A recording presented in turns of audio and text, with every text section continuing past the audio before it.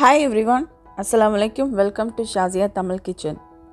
இன்னைக்கு நம்ம weekend special நெய் சோறு எப்படி பண்ணுறதுன்னு பார்க்க போகிறோம். இது பார்த்திங்கன்னா நீங்கள் mutton gravy, chicken gravy, mutton kurma, chicken kurma இது கூடலாம் நீங்கள் சாப்பிடும்போது ரொம்ப டேஸ்ட்டாக சூப்பராக இருக்கும். வீடியோக்குள்ளே போகிறதுக்கு முன்னாடி சேனலை சப்ஸ்கிரைப் பண்ணாதவங்களாம் சப்ஸ்கிரைப் பண்ணிடுங்க. பக்கத்தில் இருக்க பெல் ஐக்கனை கிளிக் பண்ணி வச்சுக்கோங்க. இப்போ வாங்க எப்படி பண்ணுறதுன்னு பார்க்கலாம்.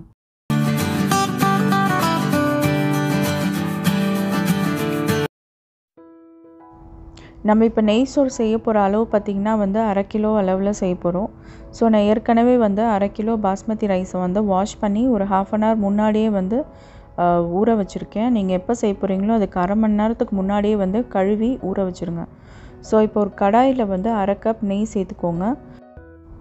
நெய் சோறுக்கு பார்த்திங்கன்னா நம்ம நெய் மட்டும் தான் சேர்த்துருக்கோம், எந்த எண்ணெயுமே சேர்க்க போகிறதில்ல. நெய்லே நம்ம செஞ்சோம்னா ரொம்ப டேஸ்ட்டாக இருக்கும். ஸோ நெய் நல்லா சூடானதுக்கப்புறம் 2 பட்டை, 4 கிராம்பு, 4 ஏலக்காய், 2 இலை சேர்த்து நல்லா பொரிய விட்டுருங்க. நல்லா பொரிஞ்சதுக்கப்புறம் 3 மீடியம் சைஸ் வெங்காயம் சேர்த்துருக்கேன். 3 மீடியம் சைஸ், 3 ரொம்ப பெரிய வெங்காயம் இல்லை, ரொம்ப பெரிய வெங்காயம்னா 2 பெரிய வெங்காயம் எடுத்துக்கோங்க. இது பெரிய வெங்காயம்லேயே மீடியம் சைஸ் வெங்காயம் 3 கட் பண்ணி சேர்த்துருக்கேன். இது நம்ம பிரியாணி அளவுக்கு வதக்கணும்னு அவசியம் கிடையாது. நல்லா கோல்டன் ப்ரௌன் ஆற வரையும் வதக்கணும்லாம் கிடையாது.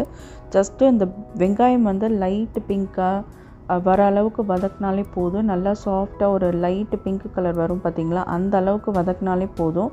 ரொம்பலாம் வதக்கணும்னு அவசியம் கிடையாது.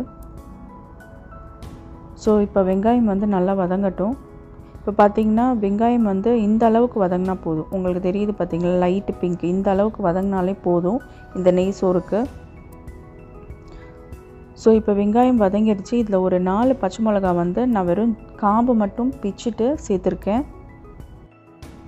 இந்த ரைஸ் பார்த்திங்கன்னா அவ்வளோ ஸ்பைஸியாக இருக்காது. இதில் நம்ம கிரேவி ஆட் பண்ணி சாப்பிடும் போது அந்த கிரேவி தான் நல்லா ஸ்பைஸியாக செய்வாங்க. ஸோ அதனால் காம்பு ஜஸ்ட்டு பிச்சுட்டு மட்டும் சேர்த்தா போதும். உங்களுக்கு ஸ்பைசினஸ் வேணும்னா நீங்கள் பச்சை மிளகா நடுவில் கட் பண்ணி சேர்த்துக்கலாம். இப்போ நான் ஒரு 2 நிமிஷம் பச்சை மிளகா சேர்த்து வதக்குனதுக்கப்புறம் ஒரே ஒரு tablespoon ginger garlic paste சேர்த்துக்கோங்க.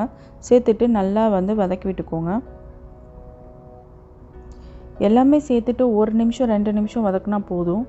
பிரியாணி அளவுக்கு நம்ம ரொம்ப வதக்கிட்டே இருக்கணும்னு கிடையாது. ஸோ இப்போ இந்த அளவுக்கு நல்லா வதக்குனதுக்கப்புறம் இதில் ஒரு தக்காளி இந்த மாதிரி பெரிய பெரிய பீஸாக கட் பண்ணி சேர்த்துக்கோங்க. இப்போ தக்காளி நம்ம பொடிசாக கட் பண்ணி சேர்த்தோம்னா தக்காளி கலர் இறங்கிடும். ஸோ ரைஸ் பார்த்திங்கன்னா ஒயிட்டாக இருக்கணும். ஸோ அதனால் ஜஸ்ட் ஒரு ஃப்ளேவருக்கு தான் நம்ம தக்காளி ஆட் பண்ணியிருக்கோம். இப்போ இது கூட ஒரு 10 முந்திரி சேர்த்துக்கோங்க. நெய் சோறில் பார்த்திங்கன்னா முந்திரிலாம் போடுவாங்க.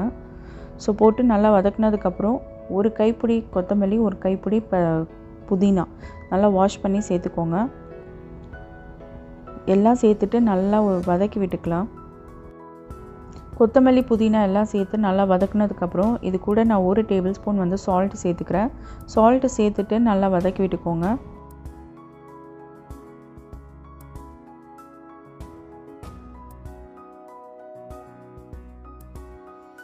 இப்போ எல்லாமே நல்லா வதங்கிடுச்சு. இப்போ இது கூட பார்த்திங்கன்னா 2 டேபிள் ஸ்பூன் தயிர் சேர்த்துக்கோங்க. தயிர் சேர்த்துட்டு நல்லா கலந்து விட்டுக்கோங்க.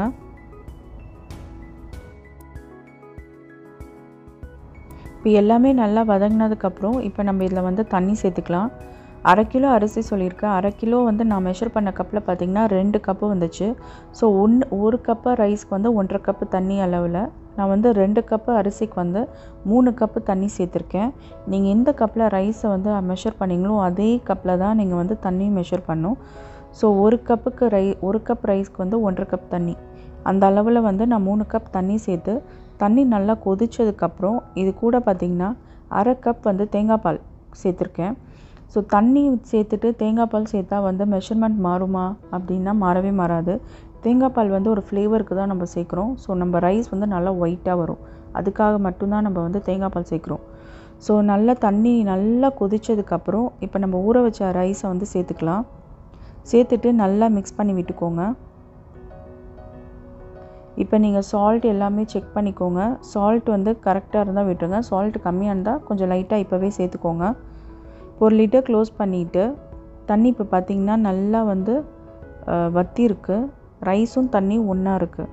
ஸோ இந்த ஸ்டேஜில் இப்போ நம்ம தம் போட ஆரம்பிச்சிடலாம்.